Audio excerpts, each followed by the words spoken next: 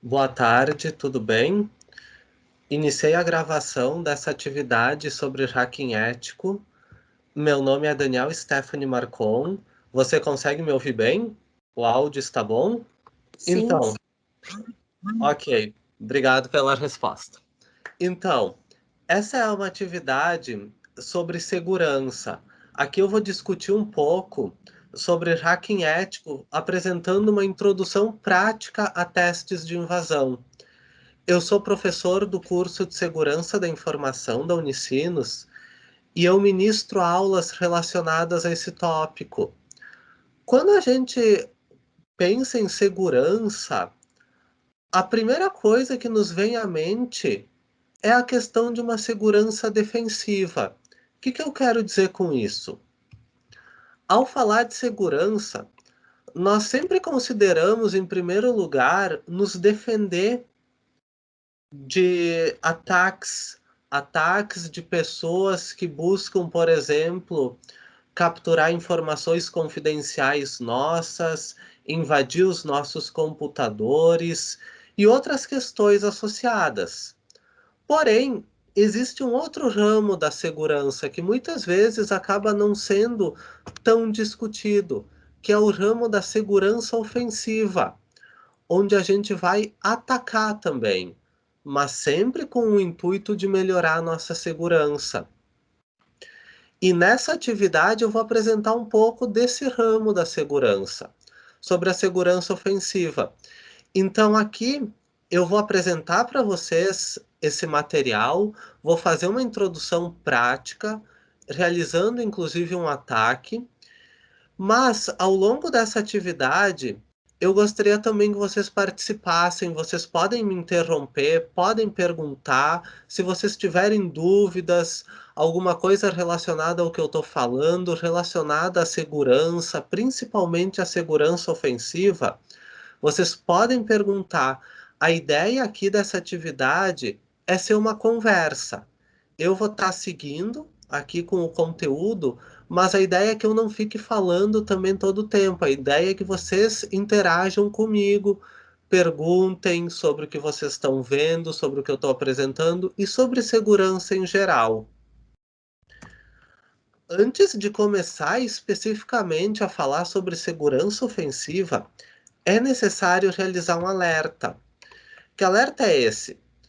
Quando a gente fala em segurança ofensiva, nós precisamos ter muito cuidado, porque invadir redes, invadir computadores, invadir qualquer tipo de sistema computacional é um crime que está previsto em códigos penais de diversos países.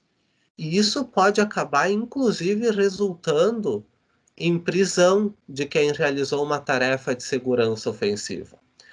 Por isso, é necessário ter muito cuidado com esse ramo da segurança.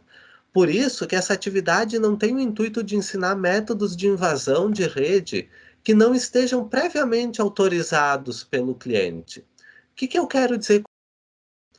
O profissional de segurança deve iniciar somente atividades de segurança ofensiva, e as atividades, em sua grande maioria, são feitas em testes de invasão somente após possuir o termo formal de autorização do cliente, porque daí o profissional garante que ele esteja dentro da lei. Caso contrário, se der algum problema, o profissional pode acabar, inclusive, sendo preso se ele não tiver uma autorização e estiver realizando tarefas de segurança ofensiva.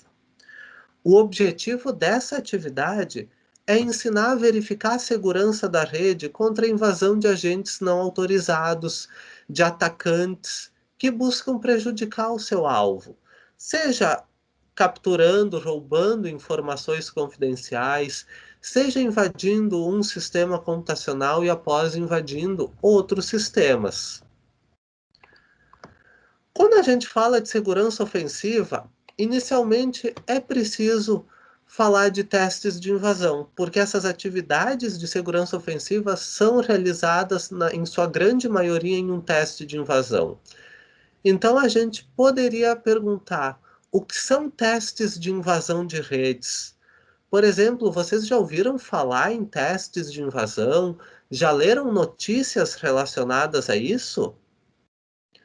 Caso vocês já tenham ouvido falar, vocês podem colocar para mim no chat se vocês já ouviram falar, já conhecem alguma coisa dessa área. Por que que eu pergunto isso? Testes de invasão vão ser ataques que vão ser realizados, só que não vai ser um ataque malicioso. Vai ser um ataque benigno, um ataque em que o profissional está autorizado a realizar contra um cliente. E esse teste de invasão, então, a gente pode definir como uma tentativa legal e autorizada de explorar sistemas computacionais, explorar a rede do atacante que nos contratou para realizar um teste de invasão. Beleza, a gente está fazendo uma tentativa legal e autorizada, mas nós ainda estamos atacando esse sistema do cliente. Ok, a gente pode pensar que esse ataque pode ser ruim, porque pode prejudicar o sistema. Mas o objetivo desse ataque, de um teste de invasão de rede, é descobrir problemas de segurança que o cliente possa ter. E ao descobrir esses problemas de segurança, que no contexto de segurança nós chamamos de vulnerabilidade, a gente vai conseguir esses problemas e propor como minimizar ou mesmo resolver essas vulnerabilidades, esses problemas de segurança. Por isso que, em última análise, o objetivo de um teste de invasão de rede é tornar o sistema em si, o sistema do cliente, mais seguro.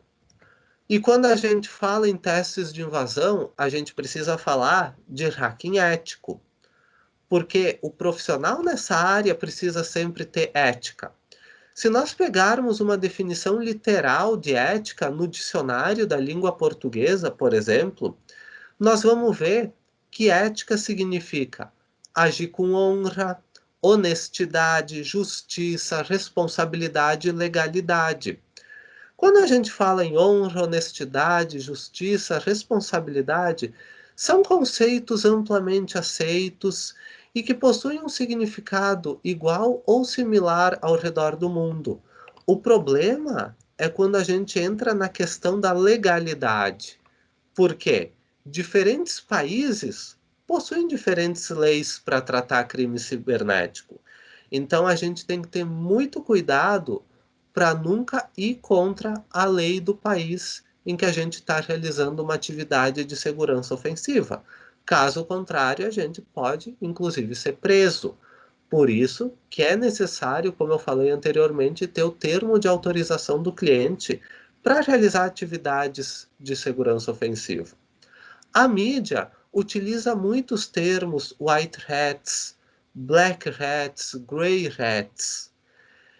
White hats, numa tradução literal, seria chapéu branco. Seriam os profissionais éticos realizando atividades de segurança ofensiva. Já black hats, em uma tradução literal, chapéus negros, seriam quem vai atacar as redes com um propósito obscuro, com um propósito de vingança, ou mesmo um propósito de ganhar dinheiro, de lucrar em cima de outras pessoas, em cima do seu alvo. E Grey Hats, chapéu cinza, significa, nesse caso, pessoas que estão em cima do muro. Às vezes realizam atividades éticas, outras vezes realizam atividades que não são éticas. E nesse contexto, eu trouxe aqui para vocês 3 exemplos bem interessantes de pessoas que realizaram atividades de segurança ofensiva. A primeira pessoa se chama Adrian Lamo. É um norte-americano que realizou ataques de invasão contra suas vítimas. Ele informou, inclusive, as vítimas dos ataques após ter realizado ataques de invasão. e informou os problemas de segurança, as vulnerabilidades existentes nos sistemas das vítimas. Além disso, ele descreveu possíveis soluções para resolver esses problemas de segurança. Nesse contexto, as vítimas também falaram que ele não prejudicou elas de maneira nenhuma, ele não roubou informações sigilosas e não realizou nenhuma tarefa obscura. Aí eu perguntaria para vocês, será que ele foi um atacante, nesse caso, ético ou não ético? Onde que ele se encaixaria numa definição literal de ética? Aqui, quando a gente for considerar essa questão, a gente vai precisar levar em consideração que essa pessoa, Adrian Lamo, não tinha nenhuma autorização de nenhuma vítima. Ou seja, ele não estava dentro da lei e, por isso, ele não foi uma pessoa ética. Um segundo exemplo é Perov. Esse russo quebrou a proteção contra cópias de e-books e métodos de encriptação desenvolvidos pela Adobe. Ou seja, de uma maneira literal, ele acabou fomentando a pirataria.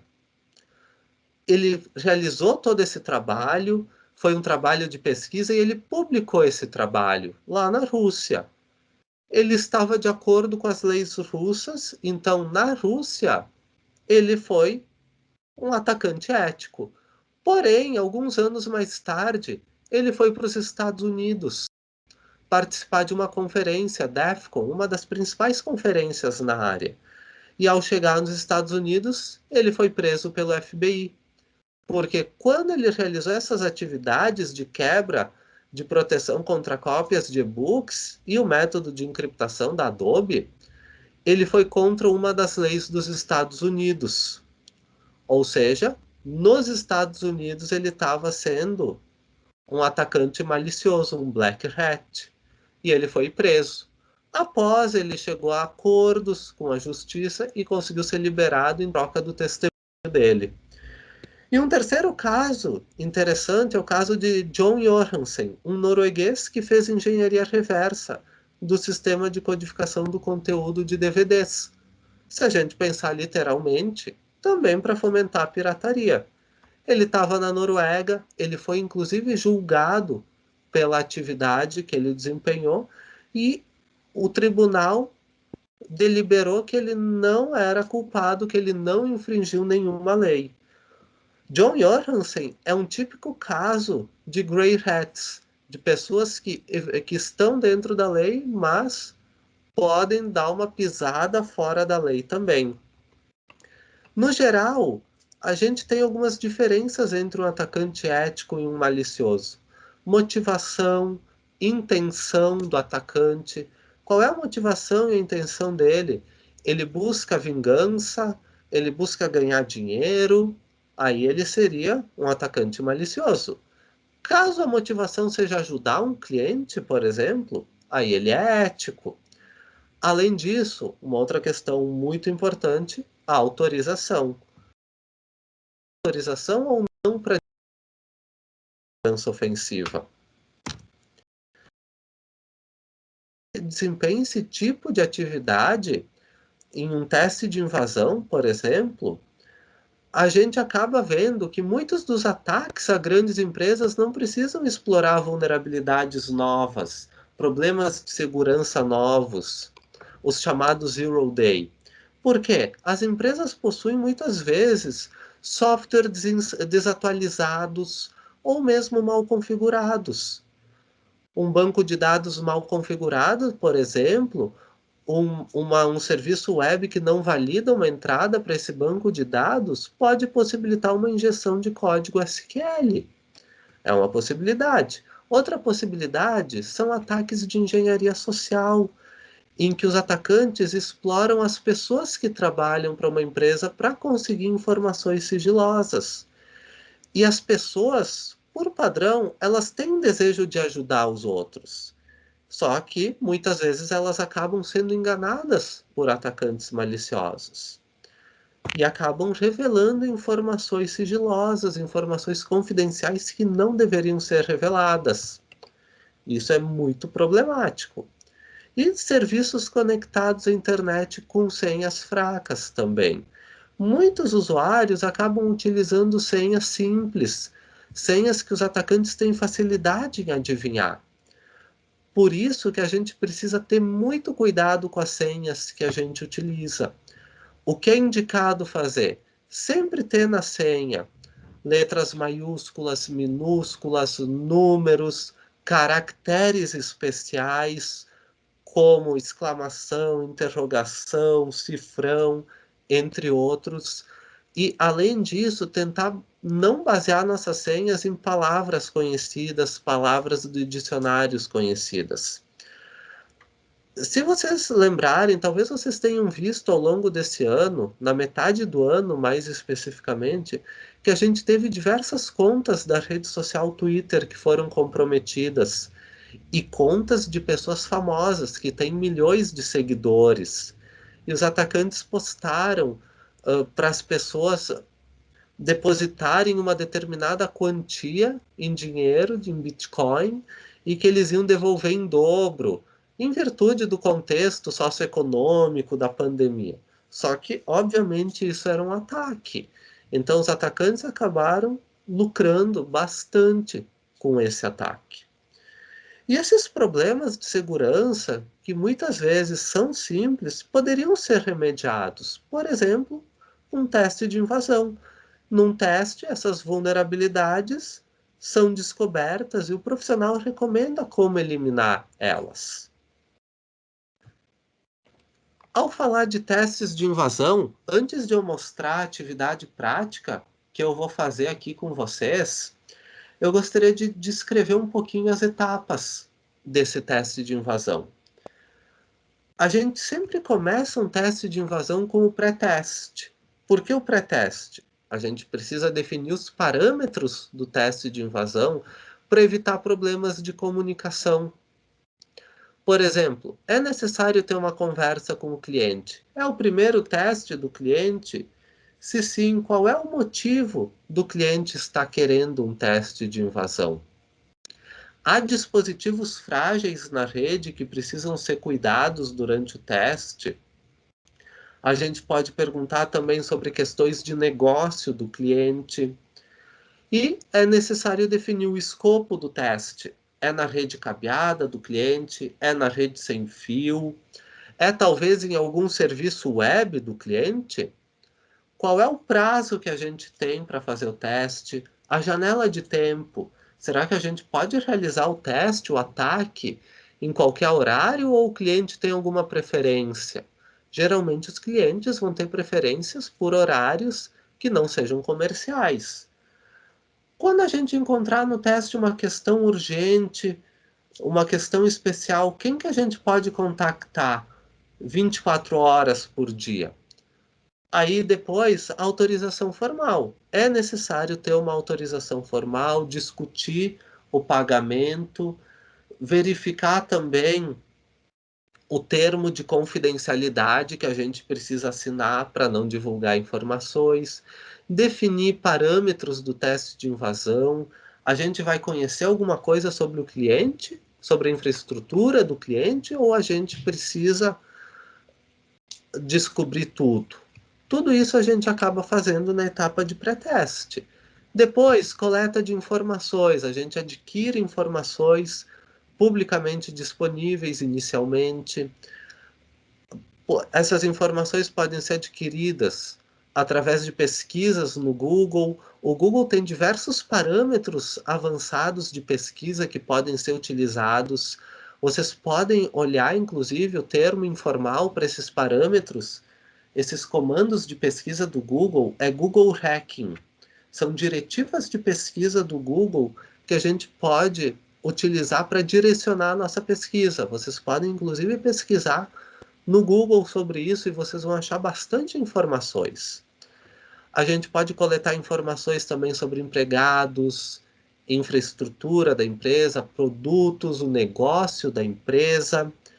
Depois disso, aí, com base em todas as informações que a gente coletou, a gente tem que modelar as ameaças. E aqui é necessário pensar como um atacante. O que um atacante faria para atacar os sistemas dessa empresa? Considerando a infraestrutura, os detalhes que a gente descobriu sobre a empresa, considerando o negócio dela, como é que ela poderia ser atacada?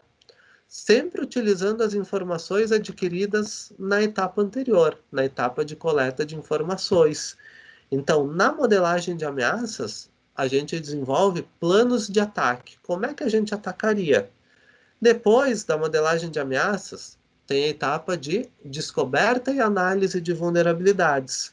A gente precisa identificar problemas de segurança que existam nos sistemas que a gente tem acesso daquela empresa. Se a gente estiver realizando um teste de invasão pela internet, a gente vai ter acesso a poucos sistemas, mas dependendo dos serviços sendo executados e da versão desses serviços, a gente pode descobrir diversos problemas. E aí a gente precisa verificar e analisar esses problemas, essas vulnerabilidades, para descobrir se são vulnerabilidades que nos possibilitam invadir os sistemas da empresa. Após essa descoberta e análise de vulnerabilidades, aí a gente parte para a invasão. Aqui a gente vai explorar um ou mais problemas de segurança e invadir os sistemas computacionais, um ou mais sistemas do nosso alvo. A gente pode aqui utilizar ferramentas que automatizam a nossa invasão, a gente pode utilizar scripts manuais para explorar vulnerabilidades, e a gente tem diversas ferramentas que são utilizadas por profissionais.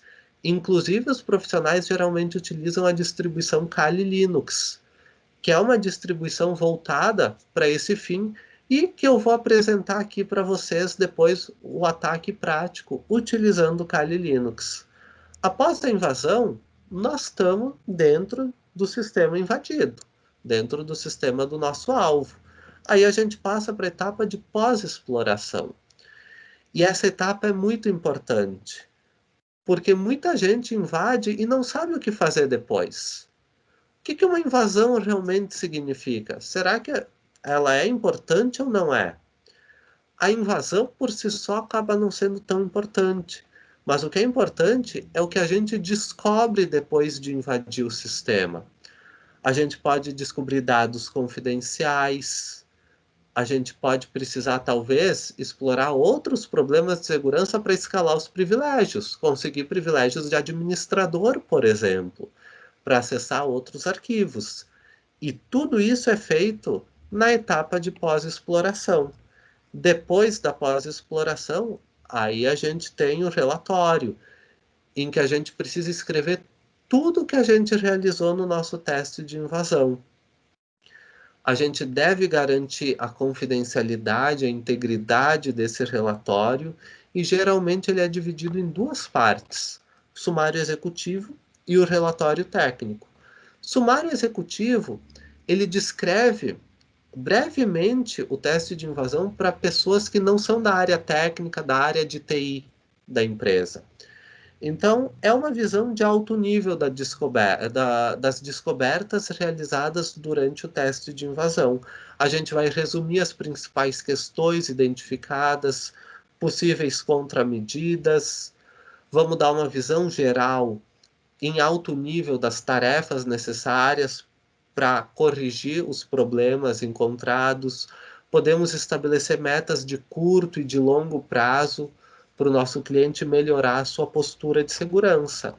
Em segundo lugar, a gente tem o relatório técnico. Aí sim, a gente coloca todos os detalhes técnicos do teste de invasão, porque esse relatório técnico vai ser lido pelas pessoas da área de TI que possuem um conhecimento técnico do nosso teste de invasão. Após essas etapas, agora eu vou entrar no ataque prático que eu quero realizar aqui com vocês. Primeiramente, eu vou realizar aqui com vocês um ataque de engenharia social. O que é uma engenharia social?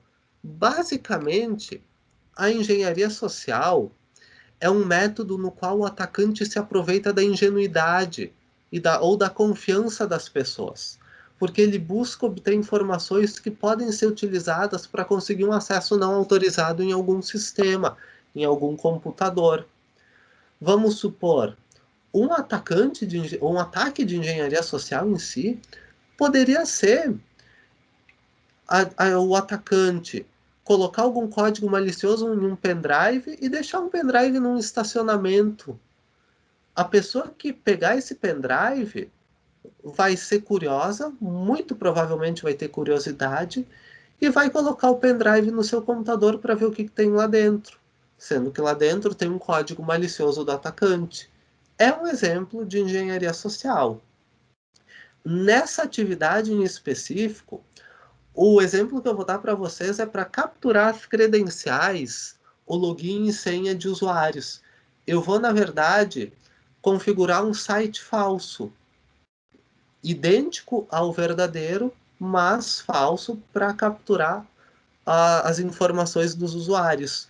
E para isso eu vou utilizar o Kali Linux, que é uma distribuição que a gente utiliza profissionalmente em atividades de segurança ofensiva, e vou utilizar também a ferramenta SET, Social Engineer Toolkit. É uma ferramenta de código aberto e ela possui uma ótima integração com outras ferramentas utilizadas nessa área de segurança ofensiva. E o melhor, ela já vem pré-instalada por padrão no Kali Linux. Caso vocês tenham interesse no Kali Linux, vocês podem inclusive baixar ele. Eu abri aqui, o site dele é kali.org. Eu vou até colocar aqui no chat para vocês o site do Kali Linux. E vocês podem ir no link Downloads. Aí a gente tem diversas opções de downloads do Kali Linux. Tem para 64 bits, tem a distribuição livre, que a gente não precisa instalar. Tem instalador pela rede, tem distribuição, tem a opção 32 bits também, que a gente pode baixar. Esses links aqui iniciais vão ser para baixar um arquivo ISO e a gente vai precisar instalar o sistema operacional.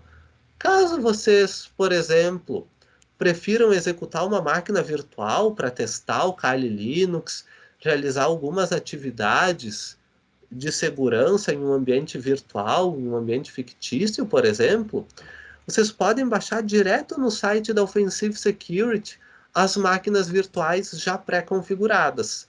Aí a gente só precisa importar essas máquinas virtuais no virtualizador que a gente utiliza. Tem tanto para VMware quanto para VirtualBox. VirtualBox é uma aplicação gratuita que a gente pode instalar e utilizar máquinas virtuais. Por exemplo, aqui eu vou clicar no link da Offensive Security e daí vocês vão ver que a gente tem aqui o Kali Linux para VMware. Eu cliquei no link de VMware, mas eu tenho também para VirtualBox. Aqui embaixo, eu só expandi e eu posso baixar ele para o VirtualBox. Eu tenho download direto, posso fazer download por torrent também. Então a gente tem diversas opções que a gente pode utilizar. Agora, pessoal, eu vou mostrar esse ataque na prática.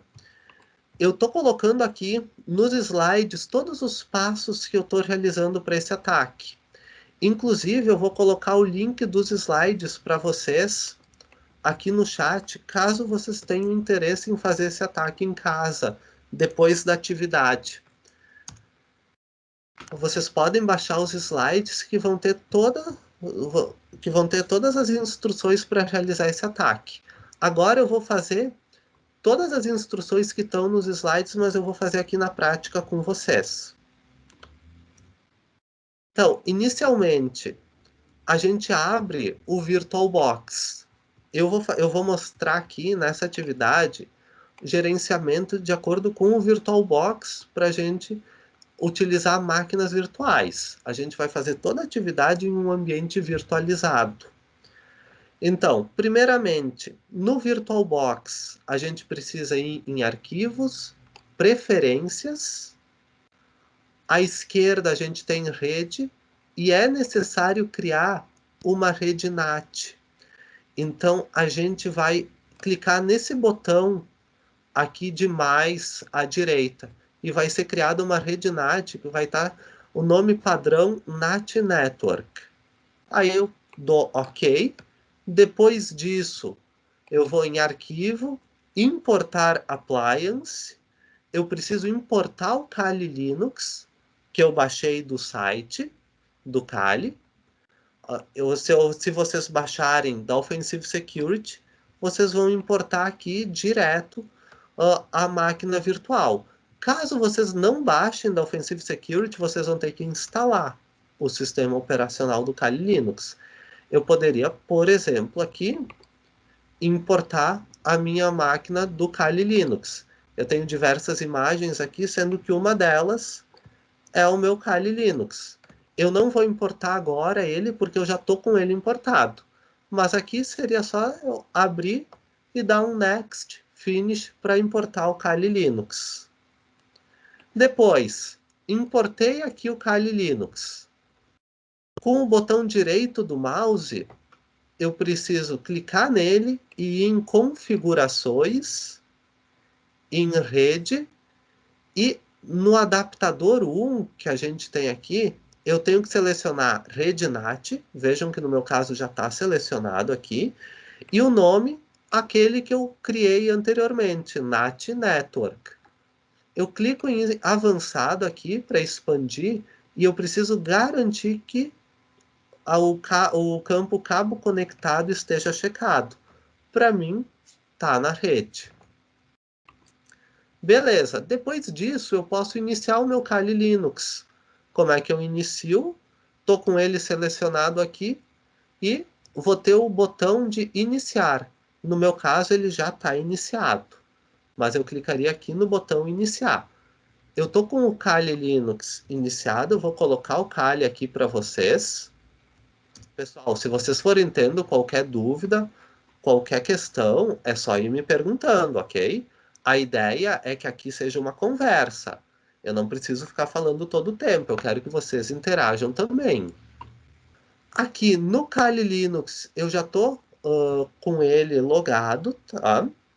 Mas vocês vão ver que o Kali Linux vem com um login padrão. Se vocês baixarem a máquina virtual da Offensive Security, então é só se logar e abrir um terminal. Eu abri um terminal aqui, clicando nesse botão à esquerda, o segundo botão de cima para baixo à esquerda. Abri um terminal e eu vou utilizar o SET.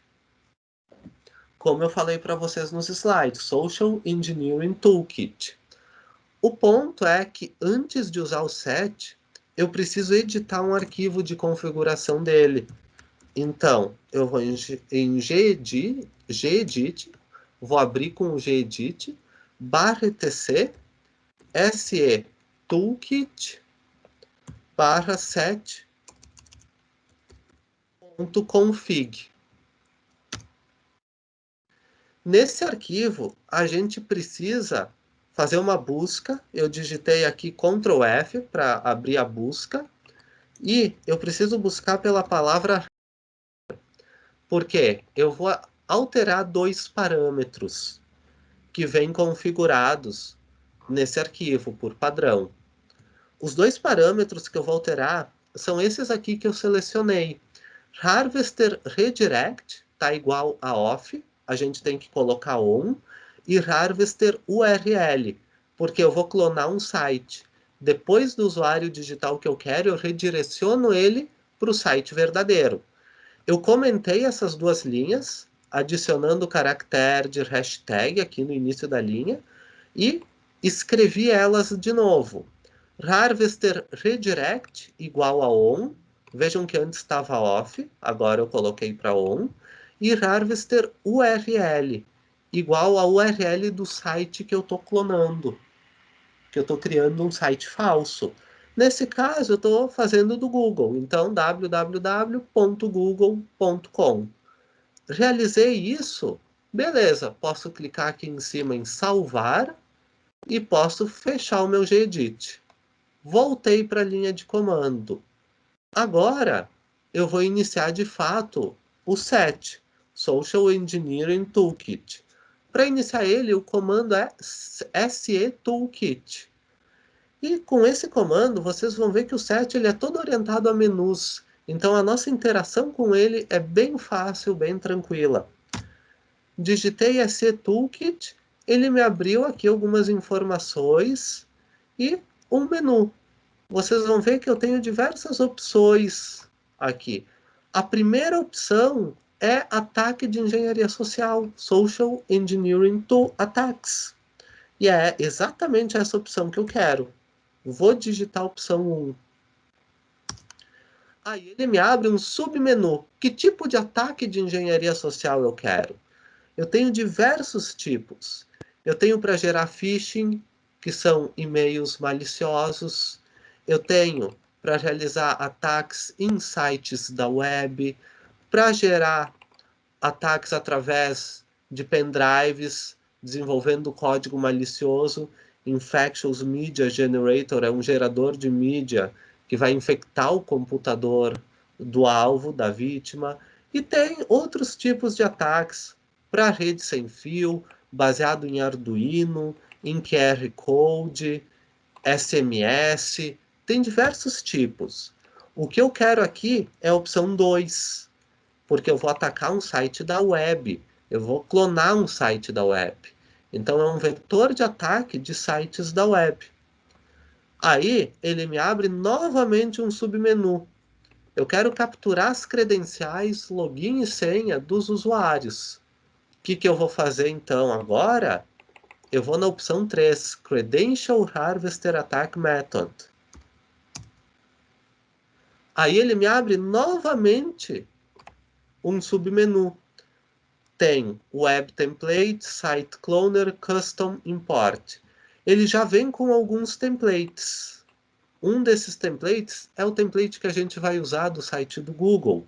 Uma outra possibilidade é a gente clonar o site. Aí a gente passa o endereço do site e ele realiza um clone completo daquele site. Nesse caso, eu vou usar um template que o site já possui. Opção 1. Aí ele me mostra o endereço IP que eu quero realizar o ataque. No caso, é o endereço IP, o endereço de rede da minha máquina virtual. E ele já coloca aqui o endereço dela, que é o 10.0271. Quero manter esse endereço? Quero. Então, dou Enter direto. E aqui ele mostra os templates que ele possui por padrão. Um template em Java, template do Google e do Twitter. Nesse ataque, com vocês, eu vou fazer o ataque do Google. Pressionei a opção 2, Enter. Ele deu algumas informações aqui, falando algumas coisas. Dependendo, por exemplo, você pode copiar o conteúdo que está em /var www para var www HTML, dependendo do diretório, da estrutura de diretórios. Isso eu não preciso me preocupar, já está tudo feito por padrão. Dou Enter novamente. Apareceu o texto em azul, significa que eu já estou com um site falso no ar. Agora, eu posso, por exemplo, acessar esse site falso pelo navegador web. Então, vou no meu navegador, aqui o primeiro link à esquerda, o primeiro botão à esquerda é o Firefox. Vou no meu navegador, abro o Firefox. Como está no mesmo computador, eu estou fazendo esse teste a partir do mesmo computador, eu vou digitar aqui localhost. E vejam que aqui abriu uma página de login do Google. Eu posso colocar, por exemplo, eu como um usuário, posso querer colocar o meu e-mail e minha senha para me autenticar no Google.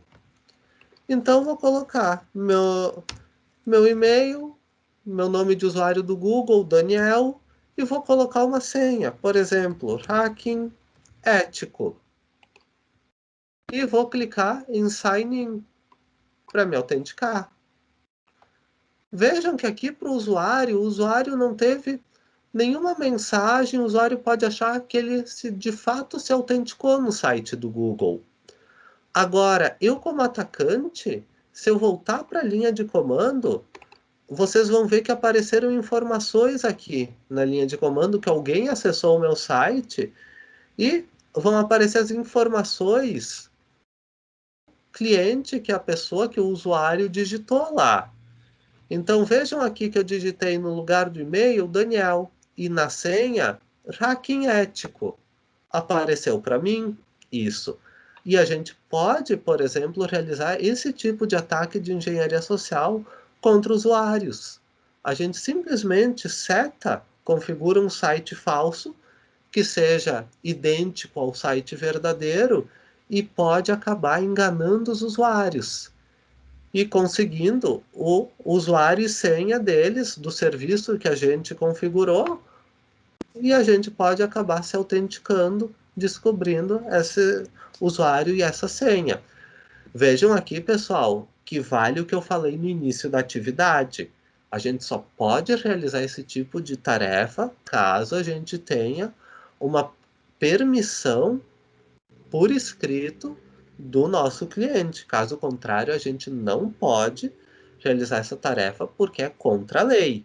Então, tenham muito cuidado com isso. Aqui eu estou realizando para vocês isso em um ambiente virtual, em um ambiente que eu controlo, para não ter nenhum problema de legislação. A gente precisa cuidar isso. E no curso de segurança a gente vê, por exemplo, esse tipo de ataque de segurança ofensiva e a gente discute inúmeros outros ataques, a gente aprende a fundo a mexer com o Kali Linux para realizar tarefas tanto de segurança ofensiva quanto tarefas de segurança defensiva, a segurança tradicional que normalmente a gente considera. Mas esse era o ataque que eu queria mostrar na prática para vocês, setando um site falso e, por exemplo, enganando um usuário para digitar o seu login e a sua senha nesse site falso. Vocês podem, inclusive, replicar essa atividade aí em casa, baixando o Kali Linux e fazendo os mesmos passos que eu fiz aqui. Essa atividade está sendo gravada, depois vocês vão ter acesso à gravação da atividade. Voltando aqui para os slides, deixa eu voltar aqui para os slides, então vocês vão ver que nos slides também tem todos os passos. Aqui no primeiro slide, a configuração do VirtualBox, e depois, no slide seguinte, os passos que eu realizei com vocês aqui para criar esse site falso. Por fim, pessoal, eu estou colocando aqui alguns sites em que vocês podem utilizar para ter notícias de segurança. Caso vocês tenham interesse nessa área de segurança, é importante a gente sempre se manter atualizado. E aqui tem vários sites bem legais. Eu tô colocando sites em português aqui para vocês.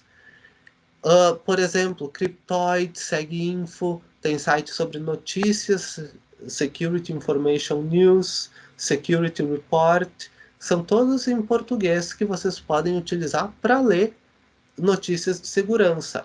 Um site legal, que eu considero bem bom, é o Segurança Legal. Eles cobrem as notícias de segurança e eles cobrem no formato de podcast também. Então, caso a gente não queira ficar lendo uma notícia, a gente pode ouvir ela como um podcast. Isso eu acredito que seja uma iniciativa bem boa, bem legal para a gente considerar e que vocês podem utilizar para ficar por dentro desse contexto de segurança. Por fim, eu estou colocando aqui algumas informações sobre o curso de Segurança da Informação da Unicinos. Então, caso vocês tenham interesse em mais detalhes sobre o curso, qual é que é o currículo do curso, as atividades que são feitas lá, vocês podem consultar o site unicinos.br/vestibular/curso/ Segurança da Informação / São Leopoldo. Além disso, o curso também tem uma página no Facebook. Então, caso vocês tenham interesse e queiram ver as notícias postadas lá no Facebook, as informações postadas na página, vocês podem ir por esse link e curtir a nossa página do Facebook. Lá tem diversas notícias, diversas publicações que são colocadas sempre no contexto de segurança. De modo geral, o curso tem os coordenadores Luciano Ignazak e Leonardo Lemes Fagundes. Vocês podem também entrar em contato com eles caso vocês tenham alguma dúvida sobre o curso, queiram falar, queiram mais detalhes sobre o curso. Eu estou deixando aqui os e-mails dos dois coordenadores. O e-mail do Luciano é lignaxac@unicinos.br e o e-mail do Leonardo é llemes@unicinos.br. O curso também possui diversos professores que são mestres, outros professores que são doutores, que possuem uma grande vivência no mercado de trabalho e também uma grande atuação no meio acadêmico. Eu sou um desses professores que pertence ao curso de Segurança da Informação da Unicinos. Além disso, o curso Unicinos possui uma parceria com outras empresas. A Unicinos tem uma parceria forte com a Microsoft, tem uma boa parceria com a Cisco também. Nós do curso de Segurança da Informação então, vamos oferecer, inclusive, diversos cursos da Cisco como atividades de extensão na Unicinos. Então, caso vocês tenham interesse, deem uma cuidada que vão ser ofertados diversos cursos de extensão também. Curso de CyberOps da Cisco, para operações cibernéticas, de segurança cibernética, curso de CCNA da Cisco, vão ser ofertados como curso de extensão nos próximos meses. Certo, pessoal? Era isso que eu tinha para passar aqui para vocês. Vocês têm alguma dúvida? As informações ficaram claras? Gostariam de fazer algum comentário? Alguma coisa? Vocês podem fazer por áudio ou mesmo colocar no chat que eu vou respondendo aqui na webconferência. A ideia é que esses minutos finais que a gente tem da atividade, até as 13h10, seja para mim conversar com vocês, esclarecer dúvidas sobre a atividade, sobre segurança ofensiva, sobre o curso de segurança da informação no geral também. Então agora eu fico aberto para as dúvidas, para os esclarecimentos que vocês queiram fazer agora, os comentários que vocês queiram fazer. Muito obrigado por ter assistido essa atividade até aqui. Beleza, Pedro? Qualquer dúvida, pode colocar no chat que eu vou respondendo. Pedro, eu acredito, você está perguntando, né, se essa parte específica de segurança da informação é um bom complemento para um profissional graduado em TI ou vale a pena partir para uma pós? Eu acredito que essa parte de segurança da informação seja muito importante para um profissional de TI. Atualmente no mercado, a gente vê muitos profissionais que não têm uma grande consciência da importância de segurança. E a segurança da informação está cada vez mais importante. As empresas estão abrindo diversas vagas relacionadas à segurança. A gente pode pegar como exemplo o contexto da pandemia. Com a pandemia do Covid-19, muita gente passou a fazer o teletrabalho, o trabalho a partir de casa.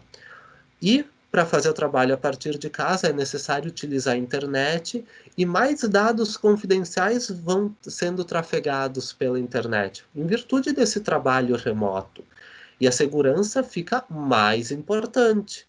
Vocês podem ver até que durante a pandemia é um tempo em que os atacantes eles vão também buscar explorar problemas de segurança para comprometer usuários, comprometer instituições, comprometer empresas. Então, a segurança da informação é muito importante. A gente teve, por exemplo, há alguns meses atrás, problemas com o Zoom. O Zoom foram divulgadas diversas vulnerabilidades de segurança do Zoom, inclusive atacantes que conseguiam invadir webconferências sendo realizadas pelo Zoom. Isso só prova que a segurança é muito importante, principalmente num cenário de trabalho remoto. Agora, com a LGPD entrando em vigor, muitas empresas estão com dificuldades para se adaptar a todos os pontos da LGPD, a Lei Geral de Proteção de Dados. E estão buscando profissionais qualificados para isso.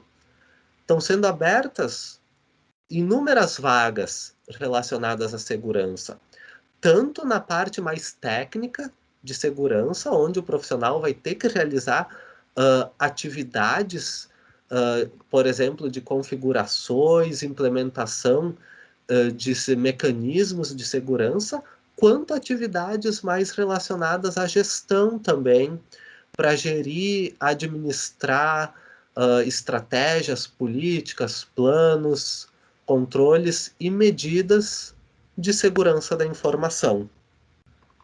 Respondi a tua pergunta, Pedro? Ou ficou alguma dúvida, alguma coisa a mais que tu gostaria? Algum detalhe a mais? Beleza, Pedro. Alguma outra dúvida, pessoal? Podem ir perguntando sem problema nenhum, a gente ainda tem alguns minutos de atividade, então vocês podem ir, não precisam se preocupar também que outras atividades só começam às 13h10. Podem ir me perguntando. Verdade, Pedro. É bem isso que tu tá falando. A segurança é muito importante e ela está ganhando cada vez mais importância. E tem muita gente que realmente trabalha na área de TI e acaba não tendo muita noção de segurança. Um exemplo, eu vou dar um exemplo para vocês, bem característico. Os softwares, as aplicações que a gente utiliza, muitas dessas aplicações, elas são implementadas sem considerar a segurança. E depois da implementação, elas são testadas e são comercializadas. O problema é que quando elas são comercializadas e começam a ser utilizadas por usuários, são descobertas muitas vulnerabilidades. E aí tem que a gente precisa ficar toda hora instalando atualizações de segurança, atualizações de segurança. Por quê? Muitas vezes é porque na hora do desenvolvimento da aplicação não foi considerada a segurança. Ou a segurança foi considerada, mas de maneira bem superficial. E esses problemas acabam vindo à tona quando a aplicação está sendo utilizada. Muitas vezes também o prazo de desenvolvimento é muito curto. Então a segurança acaba não sendo tão considerada em virtude dos prazos. Mas depois as consequências aparecem e aí é necessário aplicar correções, é necessário desenvolver algum método para tentar corrigir os problemas encontrados. Exatamente, Pedro. Por melhor que o software seja, se ele for invadido, se ele não passar uma boa credibilidade para o cliente, é bem complicado. A empresa, no final, a empresa desenvolvedora do software acaba perdendo essa credibilidade, perdendo usuários. É o que acaba acontecendo. Mas muitas vezes aí eles acabam tomando iniciativas mais agressivas de marketing, foram feitas, foram arrumadas todos os problemas de segurança, foram corrigidos, agora nós temos uma aplicação segura, e daí eles tentam trazer os usuários de volta. Um exemplo que aconteceu um pouco disso foi com o Zoom. Esse ano, o Zoom começou a ser muito utilizado no início do isolamento social. Daí começaram a descobrir vulnerabilidades, começaram a falar mal do Zoom, saíram muitas notícias negativas do Zoom para a webconferência, que tinha muitos problemas, mas os desenvolvedores se mexeram logo e buscaram resolver esses problemas. E estão implementando diversos mecanismos de segurança no Zoom que está deixando ele bem mais robusto do ponto de vista de segurança. O Teams agora, a Microsoft também está acrescentando diversas funcionalidades no Teams, sempre visando melhorar tanto as funcionalidades do aplicativo quanto a segurança, porque tem muita gente realizando webconferências atualmente, devido a esse trabalho remoto, a esse novo contexto que foi criado por causa da pandemia do Covid-19. Pessoal, caso vocês olhem os slides, revejam a gravação da atividade, vocês tenham alguma dúvida, vocês podem também entrar em contato comigo por e-mail, sem problema nenhum. Podem me mandar e-mails. Eu vou sempre procurar responder no menor tempo possível os e-mails de vocês. Verdade. A segurança acaba sendo um pouco frágil também no contexto de jogos, né? Dependendo do jogo, a gente tem hoje em dia muito jogo online, diversos jogos são feitos, desenvolvidos especificamente para serem online, para serem jogados com múltiplas pessoas, com múltiplos jogadores. E então tem que considerar também a questão de segurança nesse contexto. A gente acaba tendo a segurança em todos os contextos. E a gente pode considerar só a segurança cibernética em si, ataques visando se defender de ataques através de sistemas computacionais, né? Ataques que são feitos por meio de sistemas computacionais e a gente quer se defender. E a gente pode considerar também a segurança física, por exemplo, impondo mecanismos de controle de acesso para acessar um determinado estabelecimento, uma determinada sala, por exemplo. Pessoal, como já são 13h10, na verdade, esse é o tempo limite da nossa atividade, né? Então, eu vou finalizando por aqui a atividade. Qualquer dúvida que vocês tenham, podem entrar em contato comigo tranquilamente, ok? Espero que vocês tenham aproveitado bastante essa atividade. Um bom Unicinos Conecta para todo mundo!